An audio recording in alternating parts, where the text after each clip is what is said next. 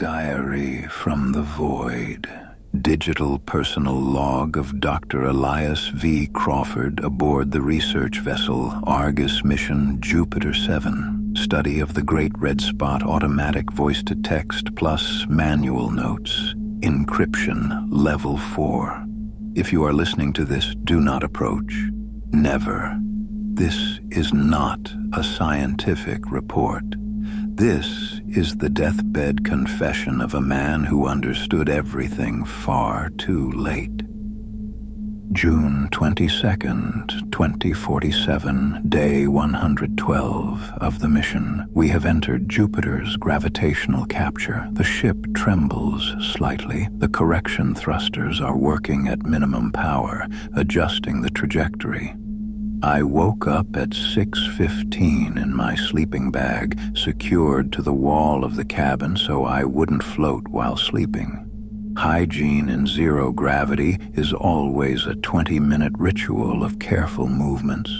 Wet wipes, toothpaste that doesn't drip, special shampoo that doesn't require rinsing, then coffee in a tube heated exactly to 62 degrees, the way I like it. The Great Red Spot already fills almost the entire main observatory window, a gigantic, pulsating anticyclone. I stood there staring at it for 20 minutes, unable to look away. In 1993, as a graduate student, I used to sneak into the restricted section of the Miskatonic University Library. Under guard lay one of the few surviving copies of the Necronomicon in the translation of Olaus Warmius. I read it at night when everyone else had left. Back then I thought it was nothing but the ravings of a mad medieval Arab. Now looking at the red spot, I realize I was wrong. Those pages were a warning, and I ignored it. June 24th, 2047, day 114. We have successfully entered stable geosynchronous orbit. We are hovering 180 kilometers above the center of the red spot. The ship is motionless relative to the vortex. Morning. 2-hour workout on the treadmill with restraints and the exercise bike, then scientific shift. The first spectrometric data showed long self-organizing polymer chains.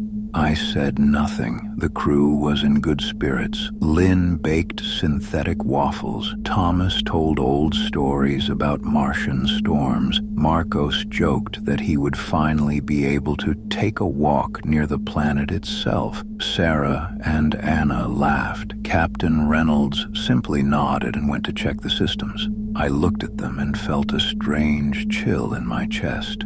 June 25th, 2047, day 115. The first deep probe was launched. At 14:47 ship time, I felt the wind for the first time, a light draft. The sensors were silent.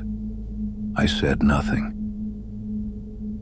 June 26th, 2047, day 116. The wind became slightly more noticeable. After the shift, Lynn came to me. Her eyes were red. Doctor, I had a very long and vivid dream. I was standing on the bottom of a sunken city, black basalt buildings covered with a thick layer of algae and shells stretched upward like the fingers of a drowning man.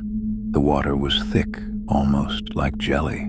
In the center of the square rose a gigantic figure, a sleeping giant with tentacles instead of a face. It was slowly moving in its sleep.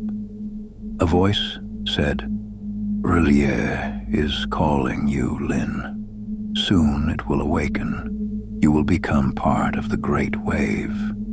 I tried to run, but my legs were chained to the bottom. When I woke up, I couldn't breathe for several minutes.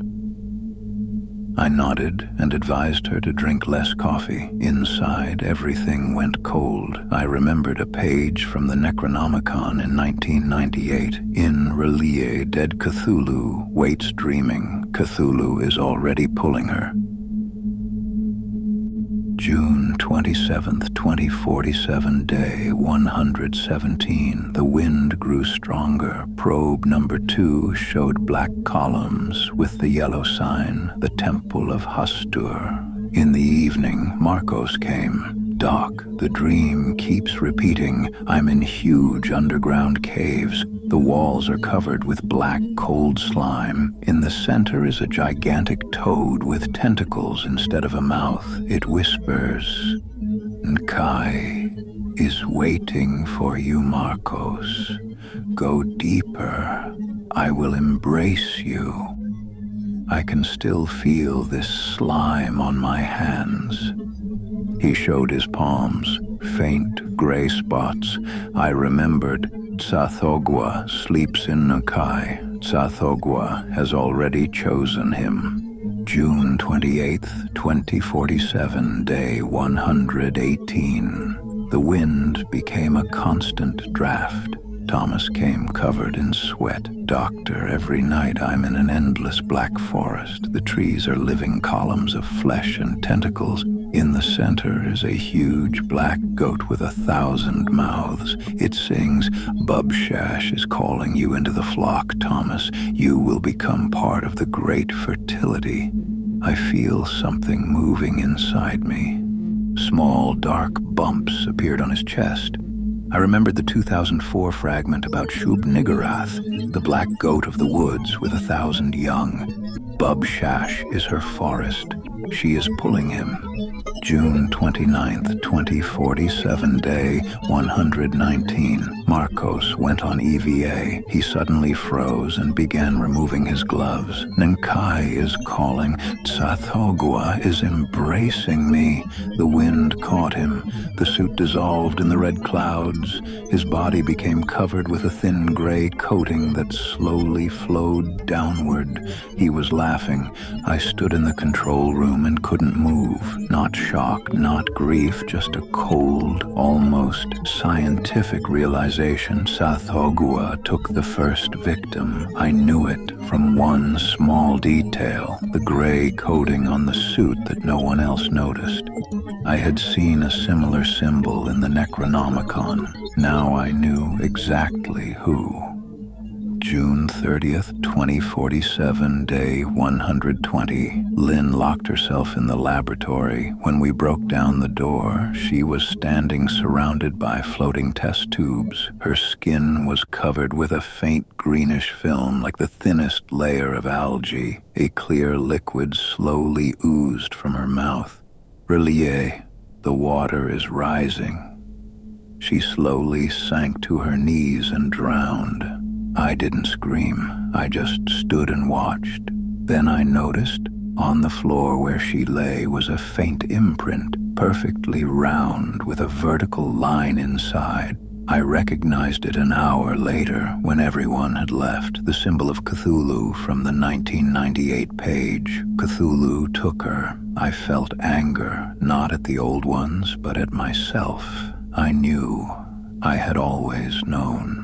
July 2nd, 2047, day 122. Thomas came to me for the last time. Bubshash is singing inside me. 2 hours later, he reprogrammed the laser. When we broke in, his body was covered with thin, barely visible dark veins like bark. Microscopic black particles fell from under his nails. He was smiling. Then his body simply crumbled.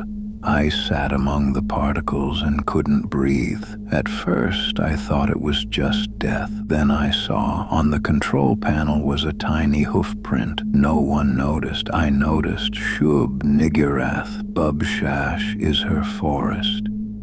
She took him. I felt not fear. I felt disappointment, as if I had lost a game whose rules I had known since my youth. July 4th, 2047, day 124. Sarah told me her dream in a trembling voice. I'm in chaos, thousands of masks. Nyarlathotep is calling. At night, she injected herself with substances from the samples. Her face began to distort slightly, as if shadows were moving under the skin. She screamed in unfamiliar languages, then simply dissolved into black smoke. I didn't call the others. I approached and saw, on the wall where she had stood was a faint symbol, intertwined lines resembling the crawling chaos. I deciphered it in a minute. Nyarlathotep, the messenger. He took her mind. I felt emptiness, not grief, just emptiness. How many more times will I stand and decipher? July 6th, 2047, day 126. Anna stood by the viewport. I saw Carcosa every night, Lake Hali.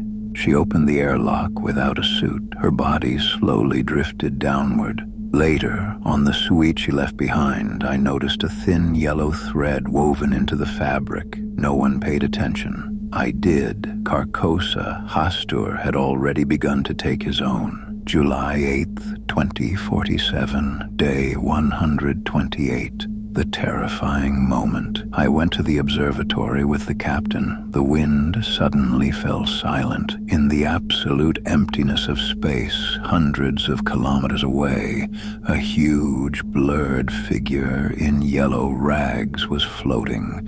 2 yellow sparks instead of eyes. It was looking straight at us. The yellow sign was burned into the glass. Hastur had come in person. The others had already taken their victims. Now only we remained. July 10th, 2047, day 130. Captain Reynolds said calmly, Hastur is angry. The others stole his sacrifices. He disabled the orbital correction. The wind of Hastur tore his body apart into molecules. On the floor remained only an empty jumpsuit.